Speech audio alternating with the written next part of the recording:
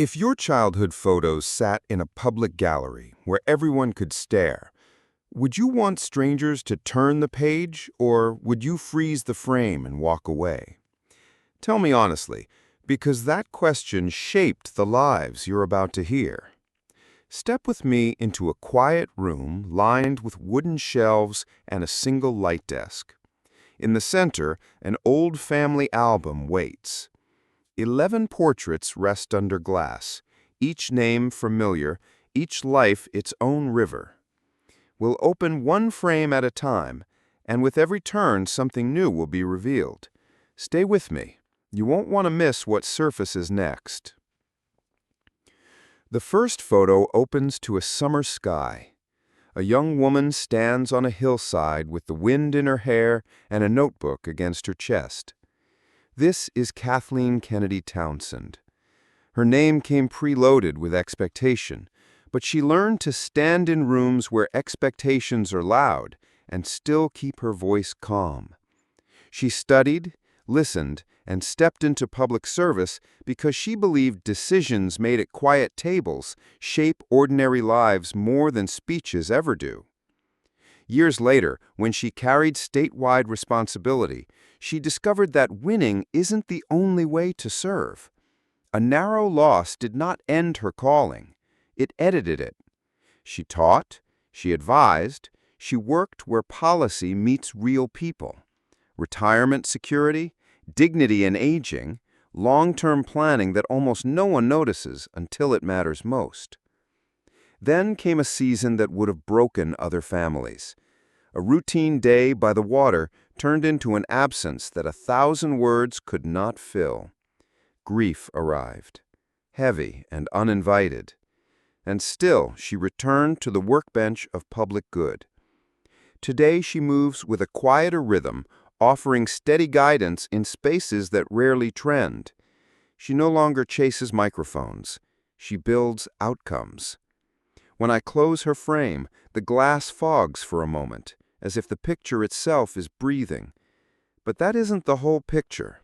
Another page waits. The second portrait shows a man in a plain jacket signing a clipboard in a drafty warehouse. This is Joseph P. Kennedy II. If you expected marble halls, he surprised you on purpose. He used the name he was given to open doors for people who needed warmth more than applause. He helped build systems that deliver heating oil on the coldest days, then expanded into affordable energy and prescription support. Service for him was less about speeches and more about delivery receipts. For a time, he went to the Capitol and did the formal work of lawmaking. When that chapter ended, he didn't cling to it. He walked back to the warehouse, back to the phone lines, back to the place where a voice saying, "We can help," changes a winter. In a family often defined by spotlight, he remained steady, almost stubbornly practical. His days still look like checklists, meetings, and solved problems. When people ask about legacy, he points to thermostats that click on and lives that got a little easier. That's the monument he built. But that wasn't the whole story either. The album hums, and a third image comes into view. The next frame opens on a river at dusk. A man stands at the shoreline with a field notebook and a pair of worn boots. This is Robert F. Kennedy, Jr. His early path bent under the weight of loss, and for a while the silence after that loss left him unmoored. Over time, he found footing at the water's edge. He fought for rivers and the communities that rely on them, turning environmental law into daily defense work. For years, he taught, wrote, and spoke about clean water like it was a birthright. Then the current changed. He began to challenge mainstream views on public health, and public reaction followed. Some praised his independence, others believed those views placed people at risk. Family members spoke carefully but clearly. Platforms moderated his posts. He continued anyway, convinced that asking hard questions was necessary. In recent seasons, he entered national politics, then shifted course, then offered support elsewhere. To some, this arc felt like courage. To others, it felt like a breach. What remains undeniable is the mix of promise and conflict in his story. A life made of advocacy, controversy, and a voice that still draws a crowd. The shoreline fades as if evening has settled. But that wasn't the whole story. Another page invites us in. The fourth portrait is softer. A boy sits cross-legged on a rug, a library book open in his lap. This is David Anthony Kennedy. He grew up in a family where history echoed through hallways, and the echoes were not always gentle. When grief planted itself in his life, he tried to carry it with grace, then with distraction, then with whatever might make the noise dull for a while. People who loved him say he had a kind smile and a generous heart when the sky was clear. They also say the clouds came often. His path included injuries that lingered and well-being challenges that deepened. He tried to reset more than once. There were stretches of hope. There were nights of quiet. There were days that felt almost normal. In his 20s, during a short stay near the ocean, his journey ended far too soon. The family wrapped themselves around one another and chose memory over myth. Those closest to him still speak of his gentleness when the world gave him room to breathe. He did not become a headline. He became a reminder that even the most photographed families face invisible battles. The page closes with care. But that wasn't the whole story. Keep your eyes on this moment. The fifth image tilts toward warmth. A woman laughs in a kitchen filled with handwritten notes and mugs that never match. This is Mary Courtney Kennedy. From the outside, people expected podiums and campaign trails. She chose smaller rooms and deeper listening. She worked with humanitarian groups, stood beside people who needed a friend more than a microphone, and built a life devoted to connection. She married, learned, grew, and later married again, building a family that valued honesty over performance. Years later, when her own daughter, a bright, candid young woman who spoke openly about mental health, passed unexpectedly, Courtney stepped out of public view. Friends describe a quiet resilience, a mother's resolve shaped by love and the need to protect memories from being turned into gossip. In time, she returned in careful ways, participating in projects that honored her extended family's history while guarding her own. If you measure a life by headlines, you will miss her. If you measure it by tenderness, she never left the stage. The coffee cools. The laughter lingers. But that still isn't the whole story. Another page calls. The sixth portrait is winter white.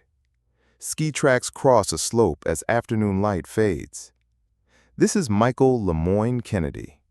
He was built for forward motion and loved to turn energy into service, especially through the same energy nonprofit that his older brother helped shape. He worked hard, showed up, and pushed for outcomes that could be measured in warm homes and safer neighborhoods. Then came a chapter that changed everything. Allegations about a relationship that crossed boundaries surfaced and brought deep, public fallout. He acknowledged serious mistakes and sought help, and the family focused on accountability, privacy, and care for everyone involved. In the months that followed, he tried to rebuild with humility. On a New Year's outing in the mountains, an afternoon of play became an accident that ended with unbearable stillness. The news spread fast. The ache traveled faster. When the snow settled, what remained was a complicated picture: purpose and poor choices, affection and accountability, momentum and an abrupt goodbye. If you've ever had to hold two truths at once, You know the weight of that photo. The album waits in silence. But that isn't the final page. The seventh portrait glows like a reading lamp over a desk. A woman stands at a border crossing, her notebook tucked under her arm, her eyes fixed on someone who needs a voice. This is Carrie Kennedy. She chose the path of advocacy early and never set it down. She learned the language of law, then translated it into action for people who rarely get invited to important tables. Over decades, she helped build an organization that carries her father's name and his insistence that dignity isn't optional. She wrote, she taught, she stood beside survivors and spoke with conviction in rooms where quiet people are often ignored. Her personal life had its seasons of strain and change, yet through it all, she kept showing up for others. In recent years, she has spoken publicly about integrity and principle, even when it meant standing apart from family voices. It was firm, not cruel, clear, not theatrical. She is now writing about the woman who raised her, shaping memory into a guide for the future. If you've ever wondered whether purpose can outlast turbulence, look here. The work continues, steady as breath. But that isn't the whole story.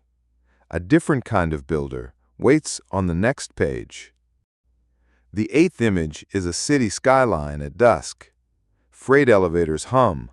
A cavernous market hall glows green under efficient lights. This is Chris Kennedy. He learned early that legacy can whisper instead of shout. He studied, planned, and managed a landmark that once felt like a city inside a single address. Under his watch, it became a model for sustainable design. If you visit on a busy day, you feel the choreography, vendors, buyers, artists, architects, all working in the same wide heartbeat. Later, he turned toward food access, asking a simple question with complicated logistics. What if healthy groceries could reach the blocks that delivery apps forget? The answer became a nonprofit that moves boxes and hope with equal care. He raised a family far from the old compounds and built a life defined by daily service. For a moment, he stepped onto a campaign trail. He talked about ethics and transparency, the kind that starts with leaders and trickles down to systems. The result on election night didn't change who he was on the morning after. He kept doing the work, same pace, same tone. Eyes on people who benefit when systems are fair. If you were handed a famous last name, would you seek a podium or a logistics plan? Tell me in the comments where you would aim your effort. But hold that thought. A different kind of storyteller turns the next page. The ninth frame looks like a library with a sea chart pinned to the wall. A lamp spills warm light onto a stack of dog-eared letters. This is Max Kennedy. He grew up with echoes instead of memories and spent years learning to make peace with that.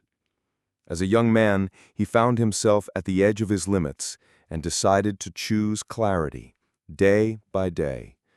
That quiet decision changed the map. He earned his degrees, entered a prosecutor's office, and on his first day, chased down a purse snatcher on foot, not to be dramatic, but because the person in front of him needed help. Later, he turned to writing. He assembled a book out of messages left behind by a father he barely remembered, piecing together a lighthouse from archived light. Then he wrote more, stories of oceans and courage and endings that still teach. He tried his hand at environmental work, then at searching the seabed for vessels lost to time. The point was never spectacle, it was recovery. Build a home, raise a family, keep a modest profile. Show up again and again. If legacy is a tide, he learned how to stand in it without being pulled under.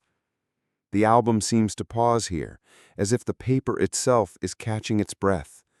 But the room isn't done speaking. Another picture opens. The 10th image shows a newsroom late at night. The glow of a teleprompter reflects on glass. A man leans forward, listening to a guest who doesn't expect anyone to care about their ordinary life. This is Douglas Kennedy. He stepped around the familiar lanes of law and campaigns and walked into storytelling instead. He learned how to ask questions that open people up, then let the answers breathe.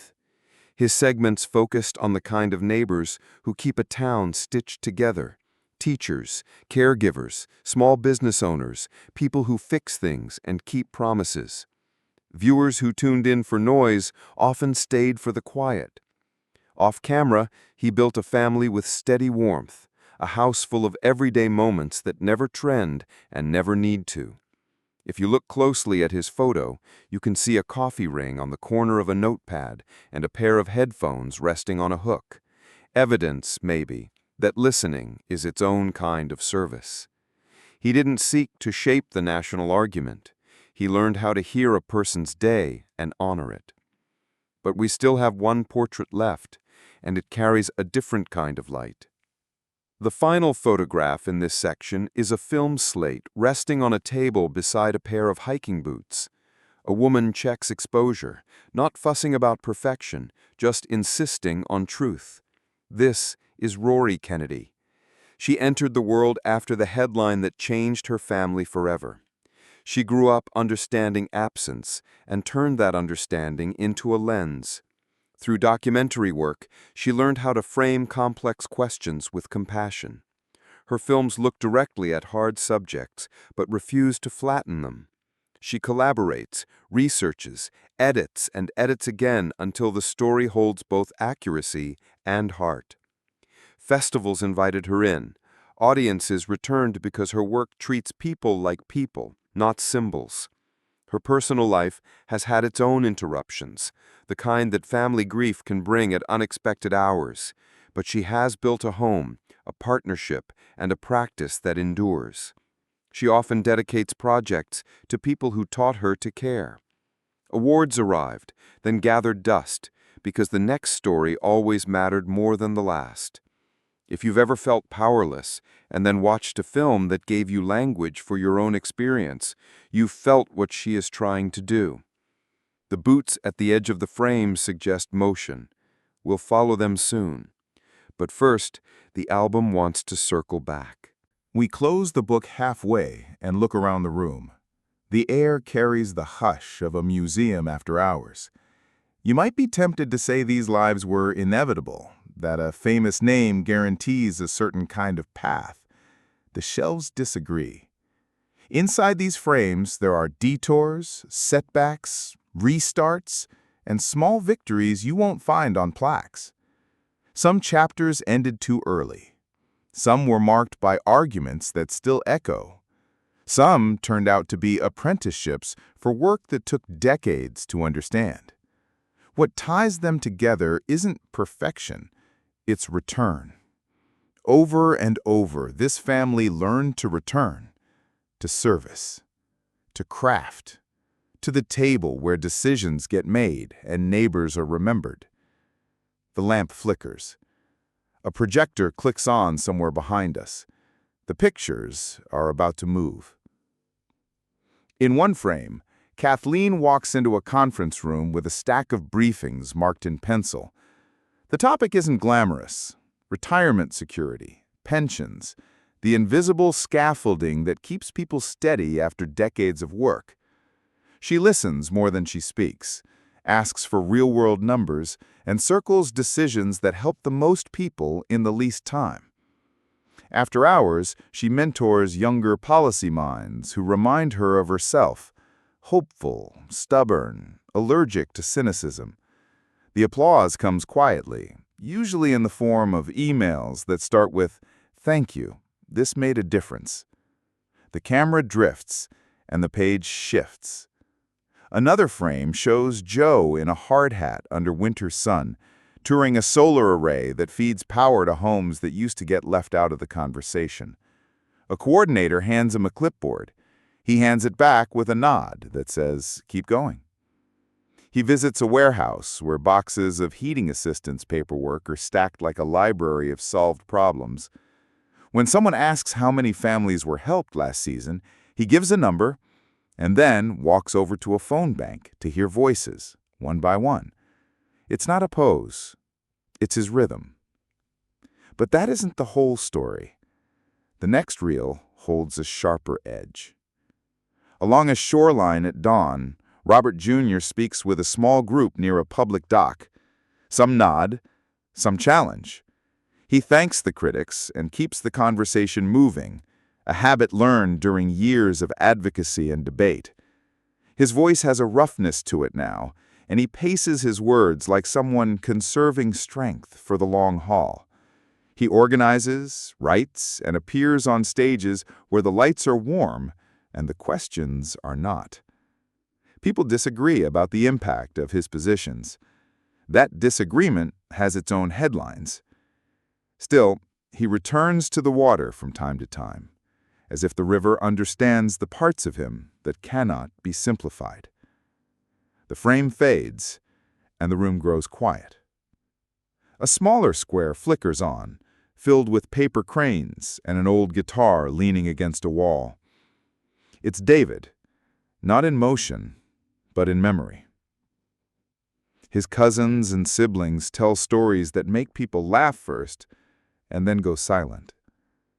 A scholarship fund in a local program bears his name, supporting well-being resources for young people who need someone to stand with them while the world settles. The family decided long ago to honor the full truth without turning it into spectacle. In gatherings, they say his name with tenderness. That, too, is a kind of work. But the projector keeps turning. Another present tense arrives. Courtney appears at a community center, arranging chairs in a circle before anyone else arrives. The event is small, a conversation about care, grief, and the ways neighbors can help one another without waiting for permission. She doesn't speak first, she invites others to lead, then adds a story that opens the room even wider. Afterward, she lingers to stack chairs and fold tablecloths. Her presence is light, deliberate, the opposite of headline hunger. A producer later asks her to appear in a project about family history, and she agrees with boundaries, clear lines about what to protect and what to share. The page turns gently, and winter light returns. On a mountain trail, a group stops beside a memorial plaque. Michael's children tell a story about their dad that contains both warmth and accountability. Families do that when they're healing. They acknowledge the harm, honor those affected, and commit to better choices going forward. Friends speak about his appetite for service and the energy he brought to projects that made homes warmer and streets safer. The moment holds two realities at once, and the group doesn't rush through either one. Then they shoulder their packs and continue hiking. The album accepts the complexity and moves on. At a bustling border of ideas rather than geography, Carrie moderates a panel for young advocates. She asks for strategies, not slogans. When someone describes a program that protects vulnerable families, she presses for the long game: governance, transparency, measurable outcomes. Between sessions, she signs copies of a book that reads like a field guide for courage. On her desk back home sits a manuscript about her mother, draft pages marked with notes like "Truth Here" and "Share the Lesson." She believes memory should teach, not simply impress. The reel clicks. A city skyline reappears. Chris stands in a warehouse full of fresh produce, laughing with volunteers as boxes roll down a line. A driver calls out, "Route C is clear," and he answers, "Make it 2." The idea is simple: good food at fair prices delivered with dignity. But the execution is anything but simple. Supply chains, schedules, partnerships, quality control, trust. He works the problem because the problem is worth the work. Later, he meets with a team planning a riverfront project that balances growth with green space. He prefers the word stewardship to legacy. It's less about a family name and more about leaving a place better than you found it. The frame slides to a study lined with books. Max leans over a desk where old letters are spread like a map. He's drafting a new foreword for a reprint, not to add polish, but to share the quiet lessons he missed the first time, the kind you can only see after years of ordinary living. Afternoons find him walking the shoreline with his family, pockets full of smooth stones and small questions. Once in a while, he joins an expedition to study a wreck site off the coast. The goal isn't treasure, it's story. What we can learn from what was lost. He closes the window against the wind, and the projector jumps to evening in a newsroom. Douglas wraps a cable, finishes a voiceover, and thanks a camera operator by name. He edits late because the piece needs breathing room. He wants the teacher he interviewed to have the final word. On weekends, he's on the sidelines of a kids' game, the kind of V-shaped crowd where parents clap for both teams. A neighbor asks if he'll do a segment on a local clinic that needs volunteers. He writes the idea down. His job has always been to notice the everyday courage most of us step over. The picture changes again, one last time for now. Rory stands in a field at golden hour, watching a crew lose the sun by exactly 3 minutes and still capture the shot. She treats her sets like classrooms, everyone learning, everyone respected. After a screening, a viewer thanks her for making space for nuance in a world that pushes hot takes. She smiles and says the quiet part out loud. People are rarely one thing. The Q&A ends. She stacks chairs with the students who hosted the event and heads home to tuck kids into bed, mind already returning to the edit bay. The work continues. We step back from the projector and let the room widen again. Across these lives, there are common threads: service without spectacle, creativity anchored in empathy, resilience that doesn't pretend not to hurt. There are differences too, real ones, debates about methods, choices some celebrate and others question. The album doesn't settle those debates, it simply holds them long enough for us to see the people inside the frames. If you carried a famous story on your shoulders, how would you decide which parts to pass down and which to set gently on a shelf? Would you tell your children the victories first, or the lessons that came dressed as setbacks? Share the order you choose. Your answers build the community around this channel. Curious, thoughtful, kind. We're close to the end, but the ending isn't a period. It's an open door. There's one more turn waiting. A final walk through the house where these pictures were first hung, and a look at what their lives teach anyone trying to grow past expectation. Come with me. The lamp is still warm, and the album has one last page to open. We return the album to its shelf and walk a slow loop through the house where these pictures once hung. Hallways carry the hush of early morning. The porch smells like salt and cedar. Somewhere a clock ticks, the same rhythm that carried them through long nights and slow recoveries. People imagine legacy as a trumpet. Here it sounds more like a heartbeat. In the kitchen, someone leaves a note on the fridge that says, "Set more places." You can picture an ordinary gathering, kids chopping herbs, a cousin fixing a squeaky hinge, and not making sure the newest person at the table feels welcome. This is where big names become small gestures. Refill a glass, ask the right question, remember the birthday no one else wrote down. The album didn't show this, but it's the part that holds the rest together. Across these rooms, each portrait leaves a lesson on the table. From Kathleen, keep working after a no. Turn disappointment into policy that helps people you may never meet. From Joe, build systems, not statues. A warm home in winter is louder than any speech. From Robert Jr., hold space for disagreement while staying accountable for impact. Curiosity is powerful, so is care. From David, remember the hidden battles. The kindest plan is support you can reach without having to ask twice. From Courtney, protect private grief with clear boundaries. Healing needs quiet corners and circles of trust. From Michael, make it right after serious mistakes. Accountability and compassion can share a room, and growth is measured by what you do next. From Carrie, turn empathy into institutions that outlast one person. Let integrity set the tone. From Chris, use scale to serve. Let buildings breathe easier and let neighborhoods eat better. From Max, choose clarity, then choose it again tomorrow. Let craft and family life teach patience. From Douglas, listen on purpose. Everyday voices are often the ones that guide a town home at night. From Rory, document truth with heart. Stories change lives when they hold nuance like a fragile cup. Stand here long enough and you notice the pattern beneath the pattern. These lives bend towards service, not spectacle.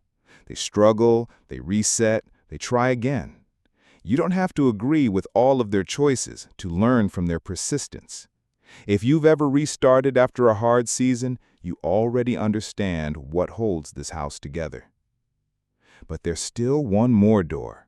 It leads to a small room with a desk, a stack of blank pages, and a window facing the yard. This is the future. Open, undecided, waiting for new handwriting. Each of the 11 wrote in a different style. Some lines were neat. Some were crossed out. Some ended before anyone was ready. The blank pages do not ask for perfection. They ask for presence. Imagine Kathleen sharpening a pencil for the next generation of policy minds. Imagine Joe jotting one more checklist before the first snow. Imagine Robert Jr. standing by a shoreline, choosing words with care because words ripple. Imagine David's name on a scholarship that helps a young person breathe easier in their own skin. Imagine Courtney placing 2 extra chairs in a circle because someone always arrives late carrying a story that needs room. Imagine Michael's children showing up for others with both courage and humility, understanding how to honor everyone involved. Imagine Carrie's students drafting plans that turn compassion into durable change. Imagine Chris lifting a shipping box and the corner of a city, both at once. Imagine Max sliding a letter into a book that reminds a reader to live gently. Imagine Douglas pointing a camera at someone no one notices and making them visible. Imagine Rory driving down a country road at dawn toward an interview that will turn strangers into neighbors. If you've been waiting for the secret inside this album, here it is. Legacy isn't a guarantee, it's a tool. It can open doors, but it cannot choose what you build once you step through. The 11 built in different directions: law, policy, logistics, film, listening, remembrance. Some chapters brought honor. Some brought hard conversations. The thread that matters is their repeated return to service after the noise faded. People often ask whether famous families are defined by triumph or loss. The honest answer is neither. They're defined by what they do on ordinary Tuesdays. Do they show up? Do they keep showing up when the mood shifts and the cameras move on? That's where character lives, far from slogans and close to the work. If your story includes applause, good. If it includes setbacks, good. Either way, Tuesday is coming. Who will you be when it does? We walk back to the album and notice something we missed. The glass doesn't just reflect the portraits, it reflects us. That's the quiet trick of any family story. It turns into a mirror. When you saw a policy leader who kept going after a loss, did you remember your own reset? When you watched a warehouse turn into a lifeline, did you remember a time someone kept you warm? When a river advocate or a filmmaker or a late-night reporter stayed with a complicated truth, did you feel permission to stay with yours? If you grew up under a heavy name, your family's expectations, your community's history, even your own past choices, you can still choose what comes next. You can build small and steady. You can start where you are. You can apologize well and make repair part of your routine. You can set boundaries with kindness. You can insist on facts and still lead with empathy. You can turn a single room into a place where others breathe easier. The window brightens. Day is catching up with us. Before we leave, write one sentence on the blank page near the desk, the kind of sentence you wish someone had handed you when you were 18 or 40 or yesterday. Keep it short. Keep it honest. Something like, keep your promises and your curiosity. Or, let love be specific. Or, when you don't know, ask. Those lines might become a family code you pass forward. Close the cover softly. The album hums like a radio station after midnight, a signal still traveling, still arriving in places it hasn't reached yet. You've seen 11 paths through a famous house. You've seen public service and private rebuilding. You've seen what it looks like when people, imperfect as any of us, choose to stand up one more time. If any frame surprised you, say which one in the comments and why. Your story might be the first sentence on someone else's blank page. Thanks for staying until the last light in the room. If this visit gave you a way to see your own life with more courage and care, share it with a friend who needs that same light. And if you want more stories told with empathy and depth, you know where to find us. We'll keep the lamp warm.